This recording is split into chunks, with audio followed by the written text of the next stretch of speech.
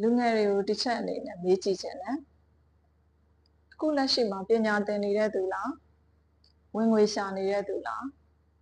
မိသားစုကိုဝိုင်းကူနေတဲ့သူလားပညာသင်နေတဲ့သူဆိုရင်ပညာသင်ဖို့အတွက်ကိုယ်စိတ်ကအချိန်မရွေးအစဉ်သင့်ဖြစ်နေရမယ်ဝင်ငွေရှာနေတဲ့သူဆိုရင်လည်းကိုယ်စိတ်ကိုအချိန်မရွေးအစဉ်သင့်ဖြစ်အောင်ပြင်ဆင်ထားစေချင်တယ်မိသားစုကိုဝိုင်းကူတဲ့သူဆိုရင်လည်းမိသားစုအတွက်ဆိုရင်အချိန်မရွေးကိုယ်စိတ်ကအစဉ်သင့်ဖြစ်နေရမယ်အင်္ဂလိပ်လိုပြောမယ်ဆိုရင် be ready လို့ခေါ်တယ်အစဉ်သင့်ဖြစ်နေပါစေလို့ပြောတာ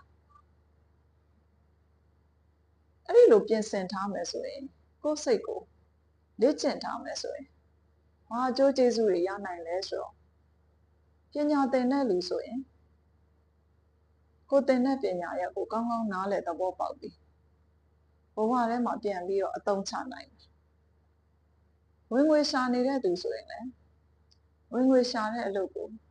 ထိထိရောက်ရောက်လုပ်တတ်ပြီးတော့ဝင်ငွေရရှိနိုင်တယ်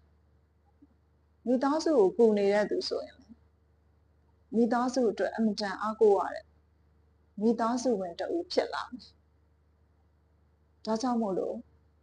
ဒီချက်အနေနဲ့လူငယ်တွေကိုကိုလုပ်နေတဲ့အလုပ်ကိုသွားနေတဲ့လမ်းကြောင်းပေါ်မှာကိုယ်စိတ်ကိုအချိန်မရွေးအစဉ်သင့်ဖြစ်နေအောင်ပြင်ဆင်ထားပါအချိန်မရွေးကိုယ်စိတ်အစဉ်သင့်ဖြစ်နေပါစေလို့တိုက်တွန်းလိုပါတယ်ကောင်းသောနေ့ဖြစ်ပါစေ